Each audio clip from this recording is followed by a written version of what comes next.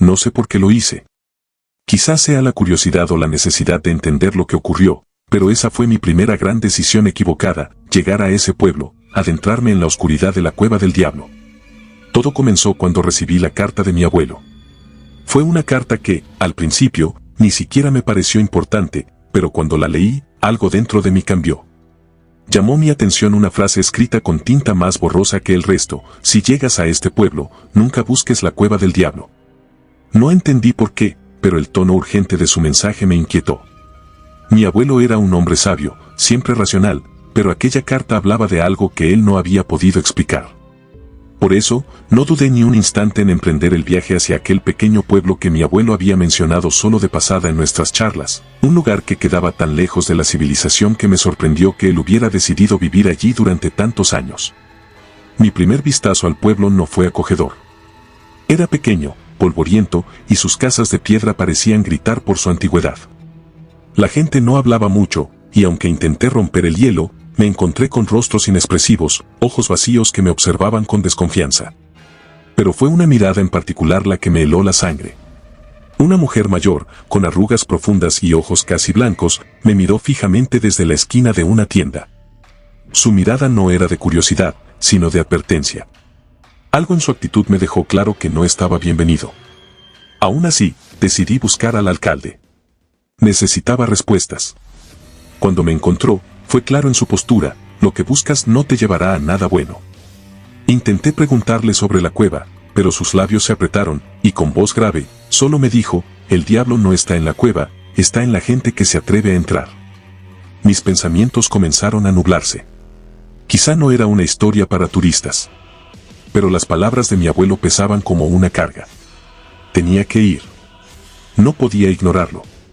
Y no me fui sin una advertencia: nunca vayas solo. La cueva no es lo que piensas. Nadie regresa igual. A pesar de todo, decidí ir. Era un viaje personal. Mi abuelo llevaba años desaparecido, y aunque los demás parecían evitar hablar de él, yo sabía que algo no encajaba. Una noche de lluvia, tomé el camino que salía del pueblo, siguiendo las indicaciones que había escuchado en la taberna.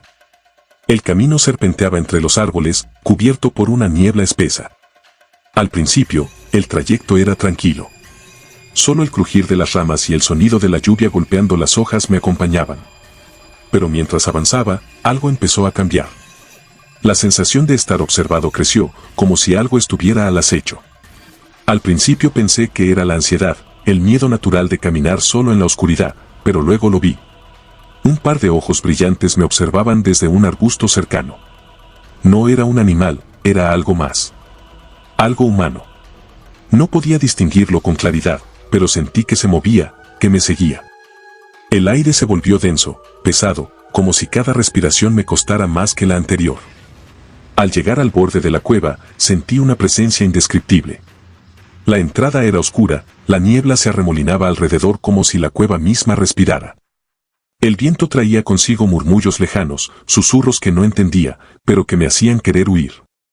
Sin embargo, algo en mi interior me impulsó a avanzar.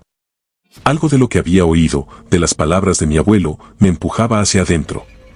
La cueva estaba más profunda de lo que imaginaba. A medida que avanzaba, los ecos de mis pasos se multiplicaban, creando un sonido que no parecía provenir de mí. Mi linterna iluminaba los bordes irregulares de las paredes, donde las sombras parecían bailar como si estuvieran vivas. Cada vez que intentaba enfocarlas, los bordes se desvanecían. Era como si la cueva no quisiera ser vista. Pero había algo más, algo aún más extraño. De vez en cuando, podía escuchar lo que me parecían voces. Susurros apagados que me llamaban por mi nombre, como si alguien estuviera invitándome a seguir adelante. Una vez dentro de la cueva, empecé a ver marcas extrañas en las paredes. No eran dibujos o símbolos comunes. Eran más como marcas de garras, profundas, como si algo o alguien hubiera rasgado la piedra. El aire se volvió más frío, y la humedad de las paredes me calaba hasta los huesos. Decidí continuar, sabiendo que debía encontrar algo, aunque no sabía qué. Cuando llegué a una cámara más grande, el suelo estaba cubierto por una extraña sustancia viscosa, como si la cueva estuviera goteando algo, algo que no era agua. El eco de mis pasos ya no sonaba solo como una repetición, sino como si algo más caminara a mi lado. Y fue ahí cuando lo vi. En la oscuridad, una figura humana estaba de pie, observándome. No estaba segura si era un hombre o una sombra, su forma era difusa y cambiante, como si estuviera hecha de niebla o humo. Su mirada no era normal, no era humana. Sus ojos estaban vacíos, oscuros como pozos sin fondo. Y de repente, escuché un susurro, un murmullo lejano pero claro: te estabas buscando a ti mismo. El terror se apoderó de mí en ese instante. Algo dentro de la cueva no solo me observaba, sino que me entendía. No era una simple desaparición de personas, era algo mucho más antiguo. Era como si la cueva estuviera absorbiendo no solo los cuerpos, sino también las almas. Cuando volví en mí, la figura desapareció. Sin embargo, el miedo no se desvaneció. Salí corriendo, no vi más que sombras a mi alrededor, y la niebla me envolvía, el aire pesado me cortaba la respiración. Pero algo seguía allí. Algo dentro de mí había cambiado. Algo me había seguido. Cuando llegué de vuelta al pueblo, me di cuenta de que había perdido la noción del tiempo.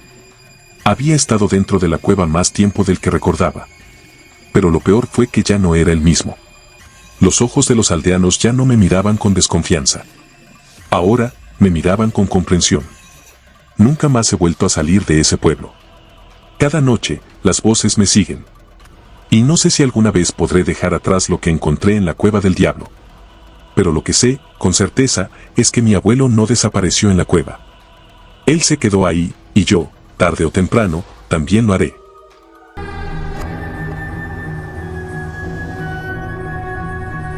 Siempre había sido escéptico. De niño, había escuchado 1000 veces las historias que los ancianos del pueblo contaban alrededor de la fogata, mientras las sombras de la noche se alargaban como tentáculos oscuros. La huerta está maldita, decían con sus voces temblorosas, como si pronunciar esas palabras les causara un dolor físico. Pero yo nunca les creí. Siempre pensaba que las leyendas eran solo una excusa para justificar lo inexplicable, una forma de atribuirle magia a lo que no entendían. Y, como muchos jóvenes, pensaba que las viejas creencias estaban muertas, tan muertas como el polvo que cubría las ruinas de la huerta. La huerta estaba en las afueras del pueblo, justo en los límites donde los campos de maíz y caña de azúcar se entrelazaban. No era más que una extensión de tierra árida, cubierta de maleza y con las ruinas de lo que alguna vez fue una finca productiva. Los padres de mi padre me contaban cómo, en los tiempos de su abuelo, la huerta había sido una de las más fructíferas de la región. Frutas jugosas, verduras frescas y un sinfín de cosechas prósperas salían de aquel terreno fértil. Pero todo eso cambió cuando la familia Vargas desapareció. Una familia grande, de 5 miembros, que trabajaba en la huerta. Nadie sabe qué ocurrió realmente, pero después de su desaparición, las leyendas comenzaron. Se hablaba de extrañas luces que aparecían en las noches, de lamentos que viajaban con el viento y de animales que desaparecían sin dejar rastro. Decían que la tierra se había tragado a la familia, que en las noches podían escuchar los gritos de los Vargas pidiendo ayuda desde las entrañas de la tierra, pero nadie se atrevía a ir a investigar. La huerta pasó a ser un lugar de terror, una zona de nadie. Y a pesar de los esfuerzos de generaciones de campesinos, la tierra nunca volvió a dar fruto. Pero cuando heredé la finca de mi abuelo, que incluía la huerta maldita, no pude resistir la tentación. La tierra estaba vacía, cubierta por capas de tierra seca y maleza, pero aún así, estaba allí, esperando ser cultivada. Había algo en mí que no me permitía dejarla inactiva, algo que me decía que podía lograr lo que otros no habían podido. Quizá fuera la necesidad de demostrar que las supersticiones no tenían fundamento, o tal vez fuera la ambición de darle vida a un terreno muerto, pero decidí que sería yo quien rompería la maldición. Los viejos del pueblo me advirtieron. Me dijeron que estaba loco, que nadie debería tocar esa tierra, que lo que había ocurrido con los Vargas no era solo una leyenda, sino una verdad oculta que no debía ser desenterrada. Mi madre, al escuchar lo que pensaba hacer, me rogó que no fuera, pero yo no presté atención. Pensé que simplemente se trataba de miedos infundados, de historias que se transmiten por generaciones sin ningún fundamento real. Comencé a trabajar la huerta solo, como siempre lo había hecho con otros terrenos. Cada mañana, me levantaba temprano, tomaba la pala y el rastrillo y comenzaba a preparar la tierra. La verdad, al principio, todo parecía normal. La tierra estaba dura y reseca, pero con trabajo y paciencia, la iría haciendo fértil de nuevo. Planté semillas de tomates, zanahorias y cebollas, con la esperanza de que pronto tendría una cosecha como cualquier otra. pero algo no estaba bien. Los días pasaron y las plantas comenzaron a crecer de manera extraña. No había brotes fuertes, como los que uno espera ver al principio de la temporada. Las hojas se marchitaban antes de abrirse por completo, las raíces se pudrían antes de llegar a la tierra. No entendía qué estaba sucediendo, pero no quería darme por vencido tan fácilmente. Sin embargo, la sensación de que algo estaba mal seguía creciendo, como una sombra que se alargaba al atardecer. Una tarde, cuando el sol ya comenzaba a esconderse detrás de las colinas, decidí quedarme a trabajar hasta más tarde. Pensé que si me quedaba un poco más, podría avanzar en el cultivo, quizás encontrar alguna solución para las plantas que no lograban desarrollarse. El aire se volvió pesado, y el cielo, antes claro, comenzó a nublarse con rapidez.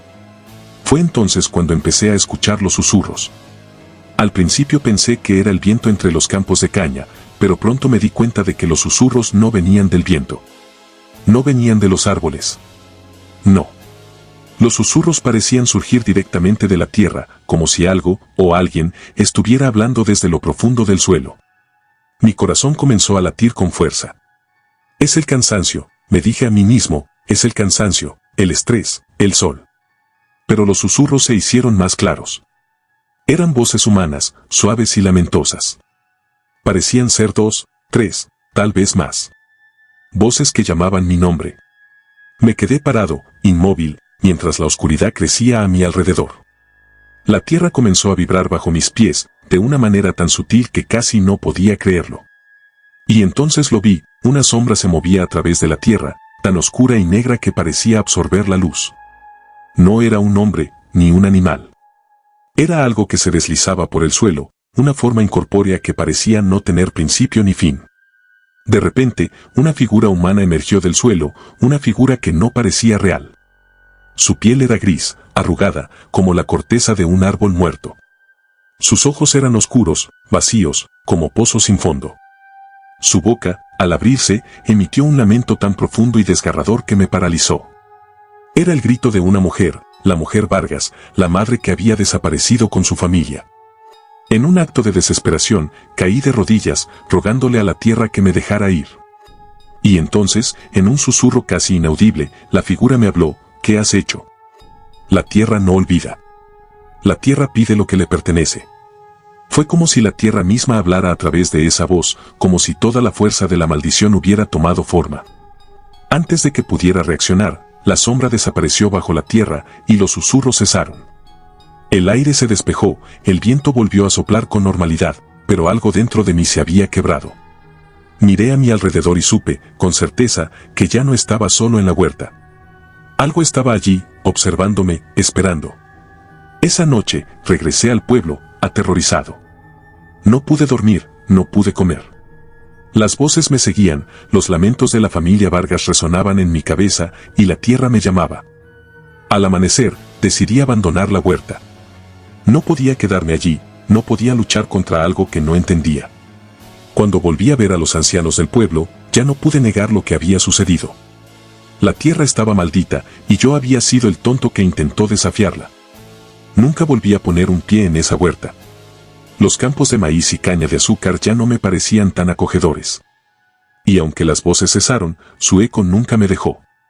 Nadie se atreve a trabajar la huerta, y yo tampoco. Ahora, solo puedo escuchar los lamentos en la distancia, y sé que la tierra nunca olvidará lo que hicimos.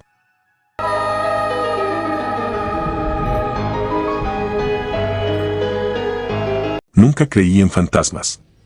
Siempre lo consideré un tema para aquellos que buscan sensaciones, para los que no pueden entender lo que no se puede explicar. Yo era un periodista, un hombre de hechos y pruebas, que se basaba en la razón y la ciencia. Así que cuando llegué a aquel pueblo, decidí que iba a desmentir de una vez por todas las viejas leyendas que atormentaban a los pocos habitantes que quedaban allí. La historia que había escuchado me pareció absurda. Se trataba de una joven mujer que, según contaban, murió atropellada por un tren en una parada olvidada, cerca de una vía que ya no estaba en funcionamiento. Los aldeanos aseguraban verla en las noches de niebla, parada allí, en la estación vacía, esperando el tren que nunca llegaría. Algunos incluso decían que, si te acercabas lo suficiente, podías escuchar su voz susurrando en la niebla, como si te pidiera ayuda, como si aún estuviera esperando. Para mí, Todo eso no era más que superstición. El tren ya no pasaba por allí, las vías estaban oxidadas y la estación estaba cubierta por la maleza y la desidia. En mi mente, los aldeanos habían convertido una tragedia en una leyenda, buscando una explicación más mágica para algo que, en realidad, no tenía explicación. Decidí que me quedaría una noche en la estación, grabaría mis observaciones y, al día siguiente, regresaría a la ciudad con una historia que desenmascararía el mito. Una historia que pondría fin a todo eso. La noche en que llegué, la niebla ya cubría el pueblo. Era espesa, húmeda, casi palpable. Una capa gris y fría que parecía tragarse el sonido de todo lo que la rodeaba. El aire estaba denso, y a medida que caminaba por el camino hacia la estación, sentí una inquietante sensación de aislamiento. Era como si el mundo estuviera callado, como si el tiempo mismo se hubiera detenido.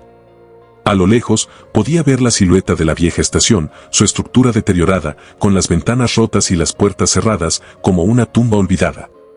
Decidí colocar mi equipo de grabación a un lado de la vía, apuntando hacia el andén. Estaba decidido a probar que todo lo que los aldeanos decían era una mentira. Durante horas, no ocurrió nada. Solo el crujir de las hojas secas arrastradas por el viento y el suave susurro de la niebla. A medida que la noche avanzaba, el frío se hizo más intenso. Intenté concentrarme, mirar las viejas estructuras de la estación, pero no podía dejar de sentir que algo estaba mal. Algo se movía en la niebla, aunque no podía verlo con claridad. A la medianoche, comencé a escuchar algo. Era un sonido suave, apenas perceptible, como un susurro bajo, una especie de lamento distante. Me levanté rápidamente, pensando que había sido solo el viento, pero el sonido se hizo más claro. Era una voz, una mujer, una voz apagada y lejana, como si estuviera llamando desde el fondo de la niebla. No pude distinguir sus palabras, pero el tono era de desesperación. Mi corazón comenzó a latir con fuerza. Me acerqué un paso hacia la estación, manteniendo la linterna firme en mis manos. La voz se hacía más nítida, más clara. Ahora podía entender lo que decía. ¿Por qué no vienes por mí? La frase me heló la sangre. No sabía si debía acercarme o huir, pero algo me mantuvo allí. Me dije a mí mismo que era una ilusión, que mi mente estaba jugando trucos conmigo, que la soledad y la niebla estaban provocando mi imaginación. Sin embargo, la sensación de que no estaba solo creció cada vez más. La niebla, que antes parecía inmóvil, empezó a moverse, a arrastrarse hacia la estación como si cobrara vida. De repente, vi una figura en la distancia. Una mujer, vestida completamente de blanco, parada en el andén.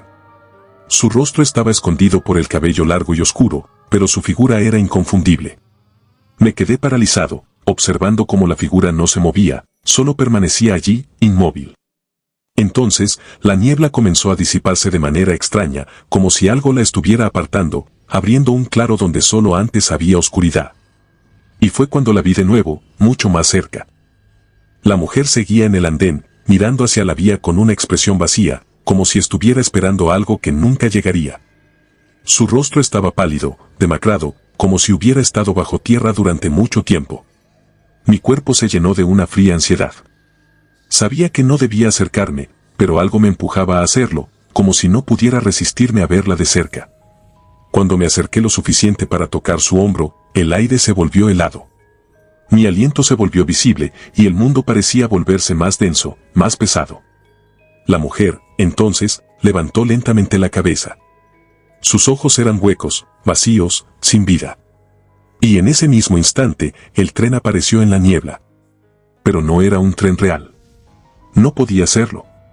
Era un tren oscuro, con luces que titilaban en la neblina, y el sonido de sus ruedas chirriando era extraño, como si viniera de otro lugar. El tren pasó a gran velocidad, y pude ver, con horror, que la mujer no se movió. No reaccionó, no se alejó. Simplemente lo observó como si ya supiera que no llegaría a su destino. La niebla regresó con fuerza, y en el instante en que el tren desapareció, la figura de la mujer se desvaneció también, como si nunca hubiera estado allí. Solo quedaba el eco lejano del silbido del tren, que aún retumbaba en mis oídos, y el vacío absoluto de la estación. Mi cuerpo estaba tenso, mi mente luchaba por procesar lo que acababa de presenciar. ¿Era un sueño? ¿Una ilusión? No podía estar seguro. Pero una cosa era clara, lo que los aldeanos decían no era una mentira. Esa mujer, la joven que había muerto allí años atrás, aún esperaba el tren. Pero no lo hacía para viajar hacia algún destino lejano. No, ella esperaba algo mucho más oscuro, la repetición interminable de su tragedia, el regreso perpetuo a la estación donde la muerte la había alcanzado. No pude quedarme más tiempo. Corrí hacia el pueblo tan rápido como pude, mi mente luchando por encontrar una explicación lógica, pero sabiendo que ya no podría mirar las viejas historias de la misma manera. Cuando regresé a la ciudad, intenté escribir sobre lo que había ocurrido, pero no pude. Nadie me habría creído, no después de lo que había visto. Y lo peor de todo es que, con el tiempo, comencé a preguntarme si yo, de alguna forma, no era el siguiente. Si la mujer vestida de blanco seguía esperando. Si estaba destinada a ser parte de su historia también. Desde esa noche, la niebla me sigue. Y aunque trato de convencerme de que fue solo una alucinación, cada vez que la niebla se levanta, me encuentro mirando hacia la parada, preguntándome quién realmente espera allí. Porque, después de todo, la mujer de blanco no era la única que estaba esperando en la estación.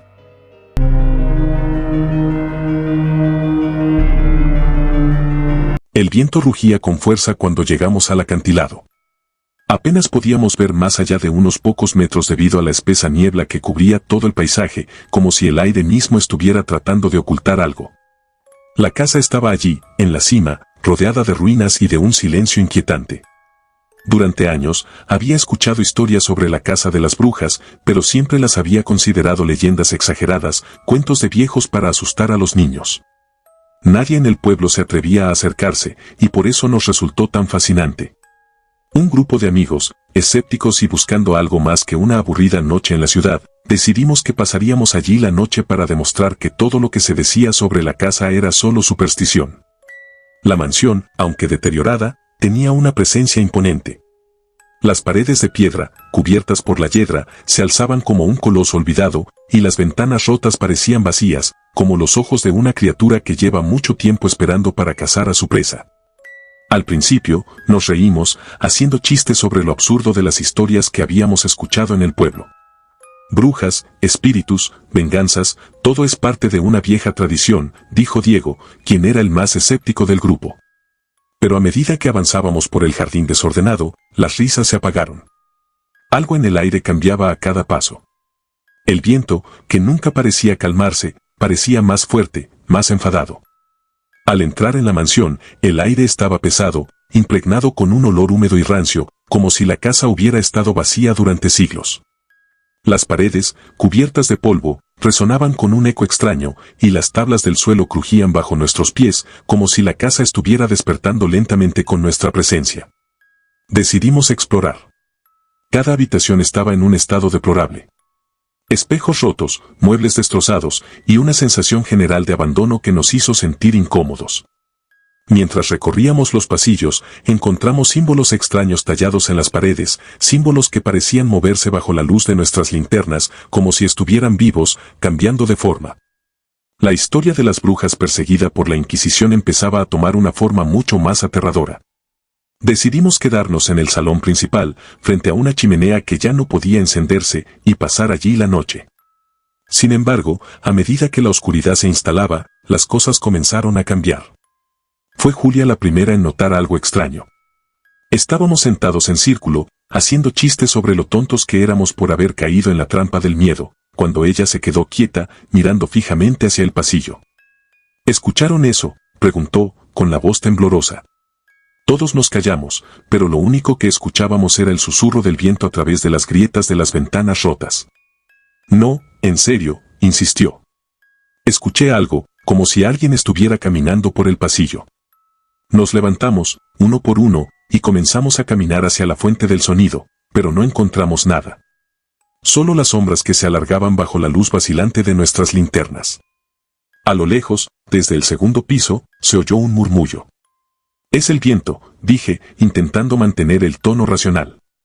Pero cuando nos dirigimos hacia las escaleras para explorar, el murmullo se convirtió en susurros. Y no era uno solo.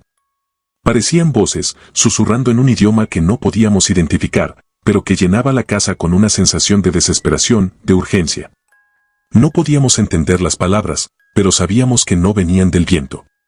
Decidimos separarnos, pensando que quizás encontraríamos una explicación lógica a todo eso. Cada uno de nosotros comenzó a recorrer diferentes pasillos y habitaciones, pero, pronto, algo comenzó a cambiar. La casa parecía moverse. Las puertas, que habíamos dejado abiertas, ahora estaban cerradas. Escuchamos pasos detrás de nosotros, y al girarnos, no había nadie allí. Las sombras en las paredes parecían moverse con vida propia, y la temperatura en el aire bajó de golpe, volviéndose helada. Comenzamos a sentirnos observados, como si algo o alguien estuviera acechando en la oscuridad. Fue en ese momento cuando Diego desapareció. Estábamos en el piso superior, en una de las habitaciones más grandes, cuando, de repente, su voz nos llegó a través del pasillo, gritando nuestro nombre. Corrimos hacia el lugar de donde provenía el grito, pero al llegar allí, no encontramos nada. La habitación estaba vacía. Diego se había desvanecido. Nadie había visto ni oído nada fuera de lo común. Un frío profundo se apoderó de nosotros, y en ese momento entendimos que estábamos atrapados en algo mucho más antiguo y peligroso de lo que imaginábamos. Empezamos a buscar frenéticamente, llamando a Diego, pero no respondió. Solo escuchábamos esas mismas voces susurrando a través de las paredes. Intentamos bajar las escaleras para salir, pero la puerta principal estaba cerrada, sellada de alguna manera. No había salida. Algo estaba impidiendo que fuéramos capaces de abandonar la mansión, algo que no podíamos ver, pero que sentíamos a cada paso. Las paredes comenzaron a resonar, las voces cada vez más fuertes, hasta que, de repente, se hicieron enmudecedoras. Un chillido de metal, como si algo pesado y anticuado se deslizara por los pasillos, recorrió toda la mansión. La casa comenzó a temblar. En las paredes, los símbolos de las brujas parecían brillar con una luz espectral. Y entonces, una figura apareció ante nosotros. Era una mujer, de rostro pálido y ojos vacíos, vestida con un largo manto negro. Tenía una presencia tan abrumadora que nos paralizó. No era humana, no de la manera en que lo somos nosotros. Sus ojos no nos miraban, nos atravesaban, como si pudiera ver dentro de nosotros, hasta lo más profundo de nuestros temores. Su boca se abrió, y lo que salió de ella no fueron palabras, sino un grito gutural, una maldición que llenó la casa de un eco infernal. Los culpables volverán, susurró, y en ese momento, los recuerdos de la historia de la casa se estrellaron contra nuestra conciencia. Aquella mujer, aquella bruja, no solo estaba esperando venganza. Ella era la venganza. Ella era la casa, la mansión misma, que se había alimentado durante siglos de las almas de quienes se atrevían a desafiar su legado. Los murmullos aumentaron hasta volverse ensordecedores. El suelo se abrió bajo nuestros pies y comenzamos a caer, cayendo sin fin, hasta que el vacío nos tragó por completo. Cuando por fin despertamos, estábamos en la misma mansión, pero ya no éramos los mismos. Algo dentro de nosotros había cambiado. Ya no teníamos miedo. Ya no éramos seres humanos. La casa había ganado. Ahora, cada noche, cuando el viento sopla con fuerza y la niebla cubre el acantilado, podemos escuchar los murmullos que salen de las paredes. Pero ya no estamos solos. Algo más nos acompaña. Y, ahora, somos nosotros quienes esperamos.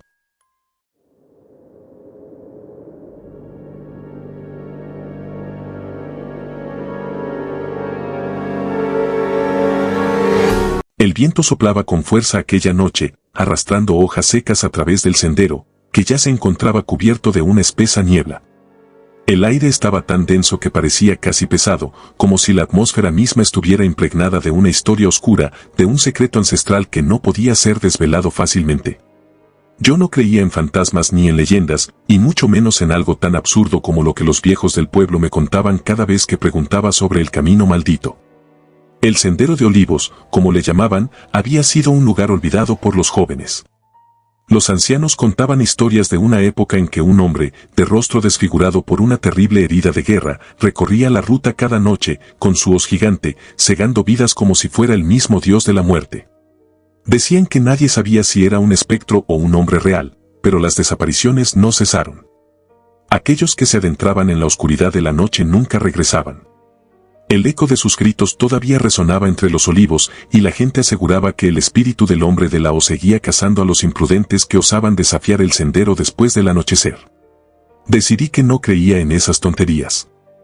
Había crecido en el pueblo, y como muchos jóvenes, me había cansado de las leyendas de los ancianos. Mi nombre es Andrés, y siempre había tenido una fascinación por los misterios, los secretos sin resolver. Así que, armado con mi cámara, decidí que iba a caminar por el sendero por la noche. De alguna forma, sentía que podría desmentir todas esas historias, mostrar que no había nada que temer. A las 10 de la noche, me encontré frente al inicio del sendero de olivos. El cielo estaba despejado, pero la luna estaba oculta tras unas nubes grises, lo que hacía que el camino estuviera sumido en una oscuridad profunda. La niebla comenzaba a levantarse del suelo, como una manta que cubría la tierra. Aunque sabía que no debía dejarme influir por las historias del pueblo, no pude evitar sentir un leve escalofrío recorrer mi espina dorsal. Encendí la linterna, ajusté la cámara en mi cuello y comencé a caminar, dando el primer paso sobre la tierra húmeda. A medida que avanzaba, el aire parecía volverse más pesado, más denso. Los olivos, con sus troncos retorcidos y ramas frágiles, se alzaban como sombras gigantescas a cada lado del sendero. De vez en cuando, una ramita quebrada crujía bajo mis pies y el sonido se perdía rápidamente en el profundo silencio de la noche. El viento ya no soplaba como antes, ahora era casi inexistente, dejando el aire quieto y tenso. Me sentí incómodo. Había recorrido este sendero cientos de veces durante el día, pero ahora, con la niebla abrazando la tierra y la luna escondida, todo parecía diferente. El sonido de mis pasos resonaba en mis oídos de una manera extraña, como si alguien estuviera caminando detrás de mí en sincronía perfecta.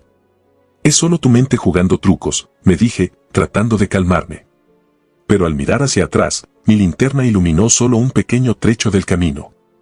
No había nada. Ningún ruido. Nada que pudiera justificar esa sensación de ser observado. Seguí caminando, y mientras lo hacía, noté que las sombras entre los olivos parecían moverse, pero no de manera natural. Se alargaban, se retorcían, como si algo estuviera detrás de ellas, algo que no quería ser visto. La sensación de ser observado creció. Mi respiración se volvió más pesada, mi corazón comenzó a latir más rápido. De repente, escuché un sonido. Un sonido bajo y lejano, pero claro. Era el metal raspando contra la tierra, un golpe metálico seco, como si algo afilado estuviera siendo arrastrado. Miré a mi alrededor, pero no vi nada. La niebla había aumentado y ya casi no podía ver más allá de unos pocos metros. Pero entonces, el sonido se repitió. Un chocar metálico, fuerte, resonante, que provenía de un lugar oscuro a mi izquierda. El eco de la hoz. Aceleré el paso, pero en ese momento sentí algo extraño. Algo más allá del miedo.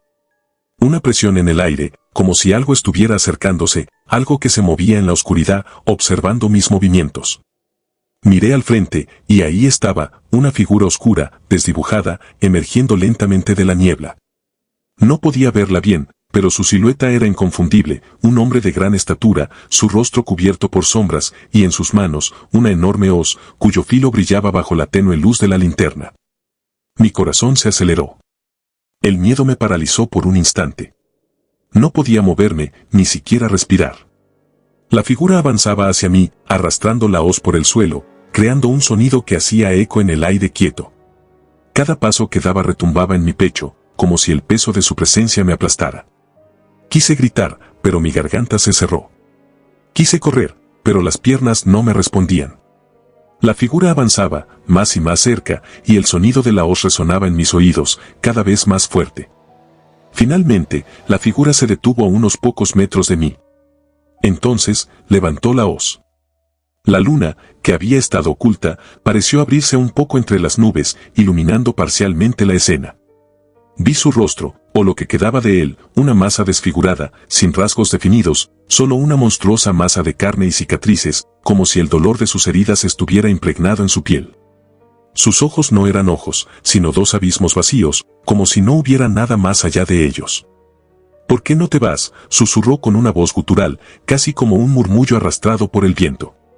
Este camino es mío. Y, en ese instante, algo extraño sucedió. El aire se volvió más frío, y sentí como si una mano invisible me empujara hacia atrás. Los olivos, que antes parecían sombras inofensivas, ahora parecían moverse, inclinándose hacia mí, como si quisieran atraparme. La figura, con la hoz en alto, avanzó un paso más, pero entonces, algo me impulsó a dar un salto atrás, rompiendo el hechizo. El suelo bajo mis pies se desplomó, y caí al suelo. Cuando logré levantarme y miré hacia el sendero, la figura ya no estaba. Ni la hoz. Ni el ruido. Solo quedaba el eco de mi respiración y el sonido del viento que volvía a soplar. Me levanté rápidamente, temblando, y sin pensarlo 2 veces, empecé a correr hacia el pueblo. No miré atrás. Sabía que si lo hacía, no vería solo la oscuridad. Vería algo mucho peor. Algo que nunca debería haber cruzado mi camino. Cuando llegué al pueblo, me di cuenta de que mi cámara había desaparecido, pero lo peor de todo no era eso. Lo peor era lo que vi en el espejo de la tienda del pueblo mientras me miraba, sudoroso y con el corazón latiendo con fuerza. En mi reflejo, pude ver algo más. Algo que no estaba allí cuando me miré antes de salir, una sombra, detrás de mí, que aún no se desvanecía. Y una hoz, afilada, lista para cortar. El camino maldito no olvida. Y él siempre está ahí.